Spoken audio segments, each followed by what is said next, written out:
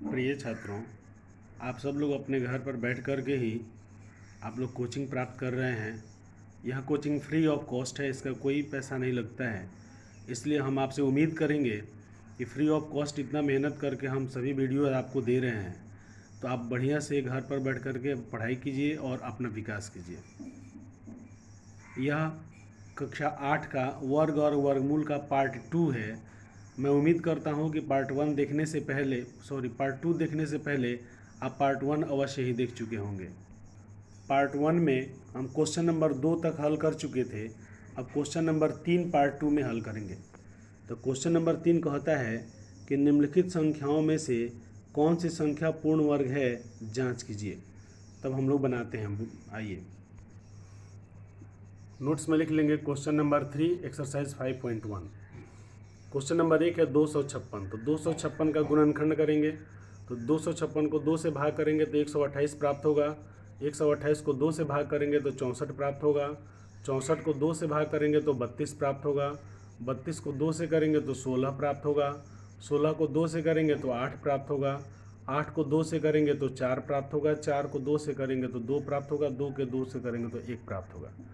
नीचे लिखेंगे अतः 256 बराबर 2 गुना 2 गुना 2 गुना 2 गुना 2 गुना 2 गुना 2 गुना 2 और 2 का ग्रुप बना लेंगे। नीचे लिखेंगे यहाँ गुणनखंड 2 के समूह में हैं, अतः 256 एक पूर्ण वर्ग संख्या है। आप यहाँ जान जाएं कि किसी संख्या को हम जानना चाहते हैं कि यह पूर्ण वर्ग है कि नहीं है, तो हम लोग उसका अभाज्य गुणनखंड करेंगे। अभाज्य गुणनखंड करने के बाद हम लोग उसका 2 का समूह बनाएंगे। यदि 2 का समूह बन जाता है तो हम समझ जाएंगे कि यह माने पूर्ण वर्ग संख्या है। अब आइए क्वेश्चन नंबर 2 लेते हैं। 360। तो हम लोग नियम में पढ़े थे कि जिस संख्या के अंत में शून्यों की संख्या विषम हो वह पूर्ण वर्ग नहीं होता है। तो यहाँ पर स्पष्ट रूप से यहाँ लिख देंगे कि यह पूर्ण वर्ग नहीं है। कारण देंगे क्योंकि इसके अंत में शून्यों की संख्या सम नहीं है। विषम होगी तो पूर्ण वर्ग नहीं होगा, सम होगा तो पूर्ण वर्ग होने की संभावना होगी, तो हम लोग उसको जांच करेंगे। आगे आते हैं 324 क्वेश्चन नंबर 3 में। 324 का हम लोग गुणनखंड करेंगे। तो 324 को 2 से भाग करेंगे तो 162 प्राप्त होगा। 162 को 2 से भाग करेंगे तो 81 प्राप्त होगा। 81 को 3 से भाग करेंगे तो 27 प्राप्त होगा। 27 को 3 से भाग करेंगे तो 9 प्राप्त होगा। 9 को 3 से करेंगे तो 3 प्राप्त होगा। 3 को 3 से करेंगे तो 1 प्राप्त होगा। यहाँ 324 बराबर 2 गुना 2 गुना 3 गुना 3 गुना 3 गुना 3 है। यहाँ गुणनखंड 2 के समूह में है। उसके बाद हम लोग गुणनखंड करेंगे और समूह बना लेंगे। और हम जानते हैं कि जब 2 के समूह में रहेगा तो वह पूर्ण वर्ग संख्या होती है। तो आंसर लिख देंगे अतः 324 एक पूर्ण वर्ग संख्या है। अब आइए 400 में। 400 में शून्यों की संख्या विषम नहीं है, सम है। तो इसका मतलब संभावना है कि यह पूर्ण वर्ग संख्या हो सकती है। अब जांच करेंगे। तो 400 को 2 से भाग करेंगे तो 2 प्राप्त होगा। 200 को 2 से करेंगे तो 100 प्राप्त होगा। 100 को 2 से करेंगे तो 50 प्राप्त होगा। 50 को 2 से करेंगे तो 25 प्राप्त होगा। 25 को 5 से करेंगे तो 5 प्राप्त होगा। 5 को 5 से करेंगे तो 1 प्राप्त होगा। नीचे लिख देंगे था 400 बराबर 2 गुना 2 गुना 2 गुना 2 गुना 5 गुना 5। 2 का समूह बना लेंगे। अब जब क्योंकि 2 का समूह यहाँ बन जाता है तो लिखेंगे यहाँ गुणनखंड 2 के समूह में है, अतः 401 पूर्ण वर्ग संख्या है। इतना बनाने के बाद मैं उम्मीद करता हूँ कि बच्चों आपको यह मैथ समझ में आ गया होगा। अब हम लोग क्वेश्चन नंबर 4 पर चलते हैं। देखिए क्वेश्चन नंबर 4 में कह रहा है कि निम्नलिखित संख्याओं में से कौन कौन पूर्ण वर्ग में है, यह आपको बताना है। देखिए क्वेश्चन नंबर 4 का पहला क्वेश्चन 13 है। हमको चेक करना है कि यह पूर्ण वर्ग में है कि नहीं है। हम नियम से जानते हैं कि वह संख्या जिसके अंत में इकाई अंक पर 3 2 3 7 8 हो वह पूर्ण वर्ग संख्या नहीं हो सकता है। तो लिखेंगे कि 13 के इकाई अंक पर 3 है, अतः यह पूर्ण वर्ग संख्या नहीं है। यह बात लिख देंगे, यह आंसर हो जाएगा। अब आइए 16 के इकाई अंक पर 6 है, तो यह पूर्ण वर्ग होने की संभावना है। अब इसको जांच कर लेते हैं। 16 को 2 से भाग करते हैं तो 8 प्राप्त होता है। 8 को 2 से करेंगे तो 4 प्राप्त होगा। 4 को 2 से करेंगे तो 2 प्राप्त होगा। 2 को 2 से करेंगे तो 1 प्राप्त होगा। लिखेंगे अतः 16 बराबर 2 गुना 2 गुना 2 गुना 2। यहाँ गुणनखंड 2 के समूह में है, अतः 16 पूर्ण वर्ग संख्या है। अब क्वेश्चन नंबर 3 48। हम जानते हैं 2 3 7 8 जिसके इकाई अंक पर होगा वह कभी भी पूर्ण वर्ग संख्या नहीं हो सकता है। इसलिए लिखेंगे 48 का इकाई अंक 8 है, अतः यह पूर्ण वर्ग संख्या नहीं है। अब ये क्वेश्चन नंबर 49। 49 का गुणनखंड करेंगे 7 और से भाग करेंगे तो 7 प्राप्त होगा, 7 से भाग करेंगे तो 1 प्राप्त होगा। अतः 49 बराबर 7 गुने 7।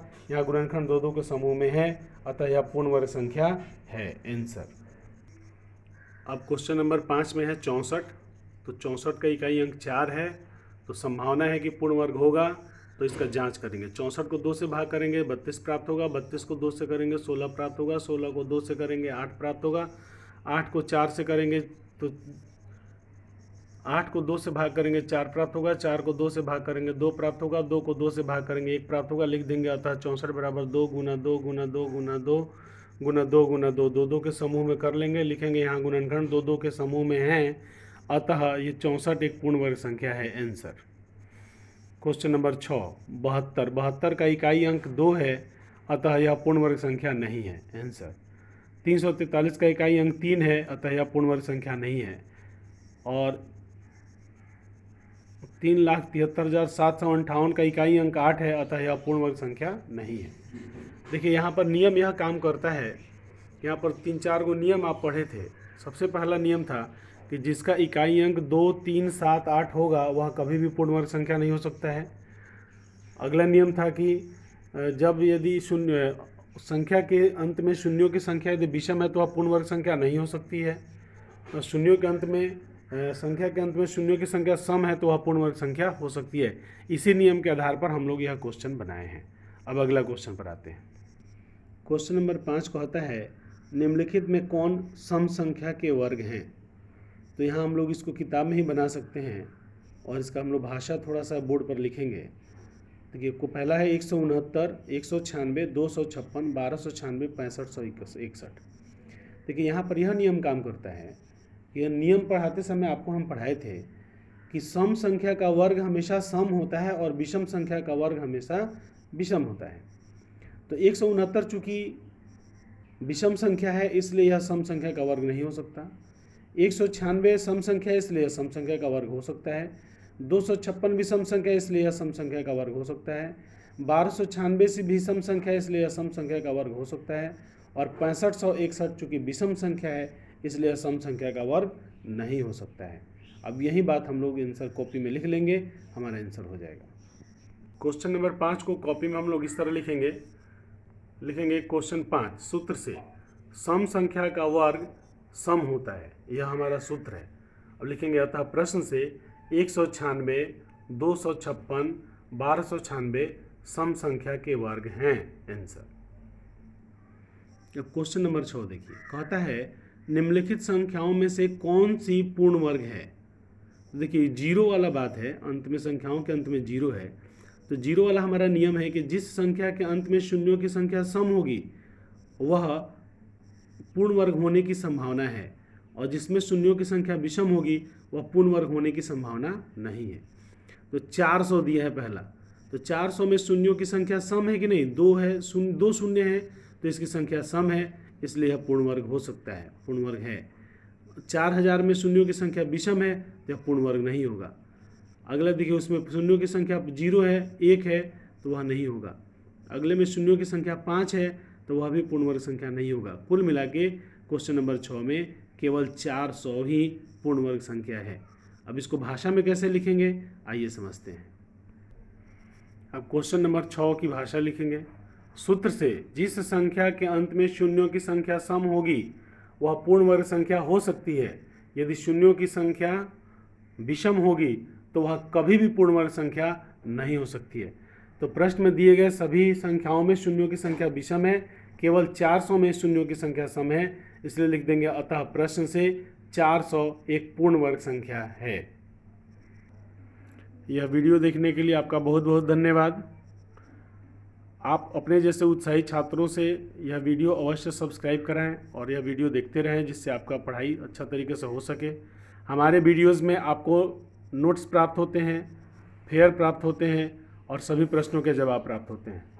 तो यदि आप हमारा वीडियो देख रहे हैं तो आसानी से आप अपना नोट्स तैयार कर सकते हैं, फेयर बना सकते हैं और सभी प्रश्नों के जवाब आपको मिलेंगे। आप अपनी परीक्षा की तैयारी अच्छी तरह से कर सकते हैं।